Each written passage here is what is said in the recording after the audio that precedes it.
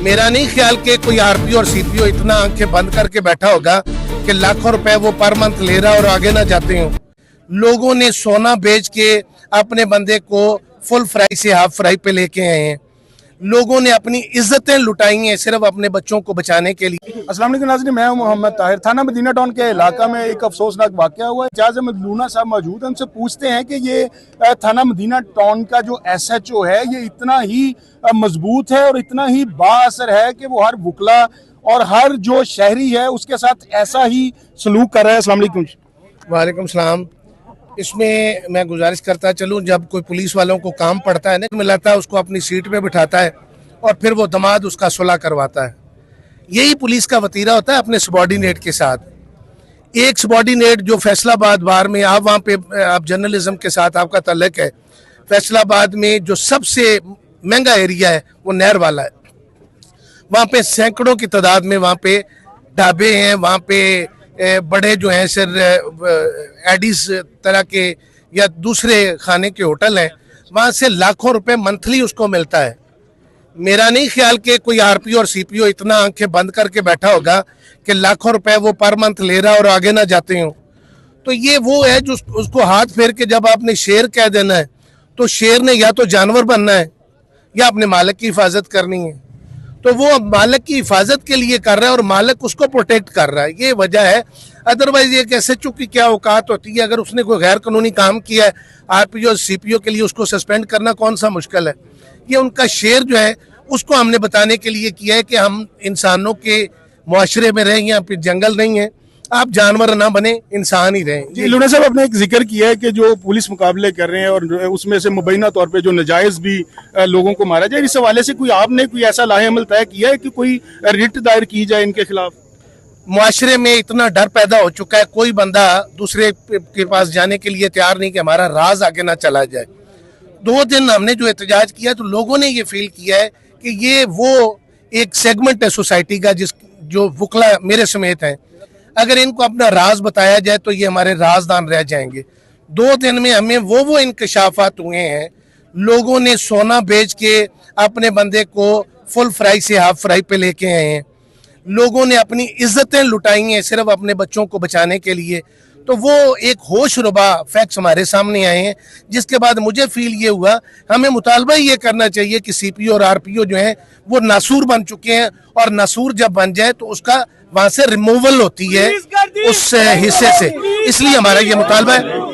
अच्छा, इसमें लूना साहब जो आपके बेटे के साथ जो वक़ूआ हुआ है वो असल हकीकत क्या है? कि पुलिस ये कह रही है कि ये PTI का झंडा लेके घूम रहा था बाइक पे।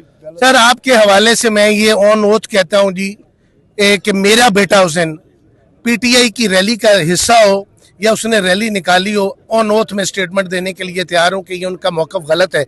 इसीलिए तो हम कहते हैं इंक्वायरी करवा लें। दूसरा ये है कि पाकिस्तान में हर शहरी को हक है कि आज़ाद मर्जी से अपने जो कौमी त्यौहार हैं उनको मना सके। अगर 14 अगस्त वाले दिन निकल के किसी ढाबे पे, किसी मॉल पे जाके बैठना अगर गुनाह है तो जुर्म है, तो ये बैन कर दें, छुट्टी भी बैन कर दें। तो ये मैं इसकी तरदीद करता हूँ। इसमें लूना साहब, क्योंकि आप पंजाब बार के भी मेंबर हैं और सीनियर वुकला हैं, अगर आपके साथ इस तरह का रवैया पुलिस का है तो बाकी जो वुकला हैं या बाकी शहरी हैं उनके साथ इनका कैसा रवैया हो सकता है? कोई सीनियर ऑफिसर से आपकी बात हुई है? सर मैं ये गुजारिश करता हूँ, मैं मुआशरे का एक बड़ा छोटा सा एलिमेंट हूँ।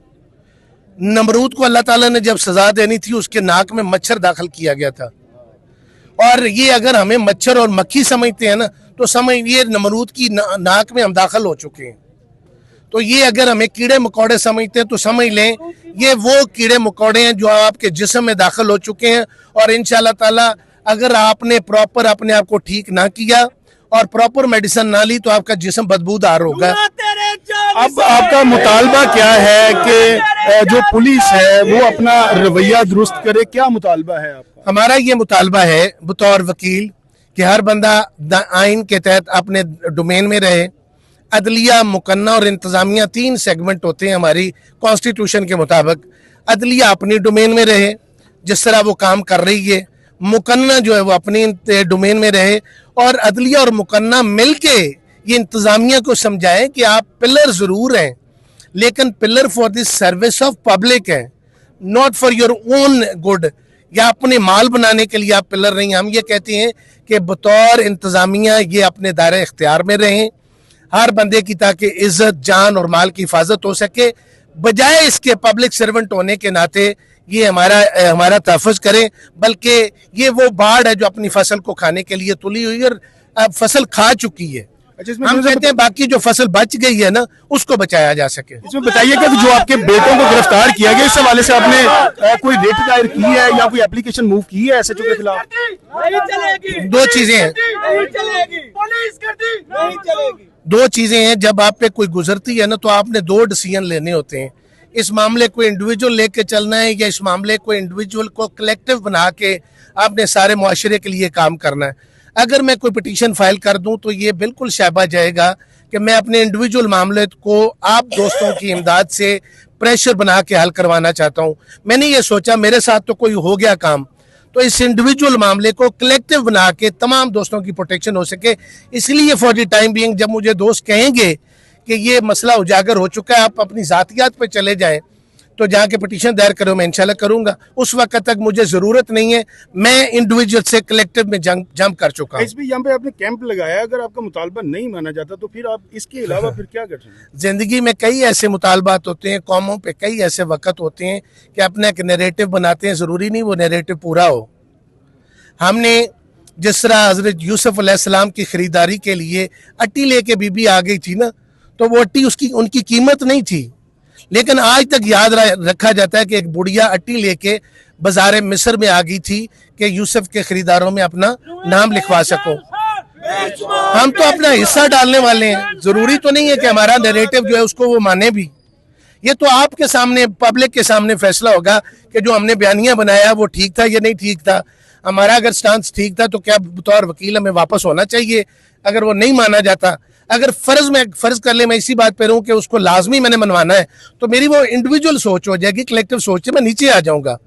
तो ये मेरा बयानिया है, मैंने आपके सामने रखा है। इसीलिए इतनी गर्मी में इतने दोस्त यहाँ पे दूसरे स्टेशनों से यहाँ पे तशरीफ ला चुके हैं और इंशाल्लाह ताला ये जो है ये मजमा बढ़ता जाना है। ये लोगों में शऊर पैदा हो चुका है, लोगों ने ये सोच लिया है कि अगर मेरे साथ वाले घर को आग लगी तो कल को मेरे घर को भी आग लग सकती है। ये कोई तरीका नहीं है। आइन में किस जगह पे बताया गया जी कि बंदे पकड़े? मशरकी पंजाब में 85 में शुरू हुआ था। आज तक वो कहते हैं जी कि वहां पे जो जुल्म हुआ था पूरी दुनिया चुप करके बैठ गई। यहाँ पे हजारों बंदे मर चुके हैं, कोई बात इनकी सुनने वाला नहीं है। ये हमारे साथ बैठे हैं, इनके गले, इनकी जो प्रॉपर्टियां हैं, इनकी अगर आप रहायशगाह पे जाएं तो आप स्लिप हो जाएंगे। वो संगे मरमर से नहीं स्लिप होते, लोगों के खून से स्लिप होते हैं आप। तो ये अगर लोगों के खूनों का सरों का पहाड़ बना के इन्होंने दौलत कमानी तो कौन रोकने वाला होगा? हम नहीं रोकने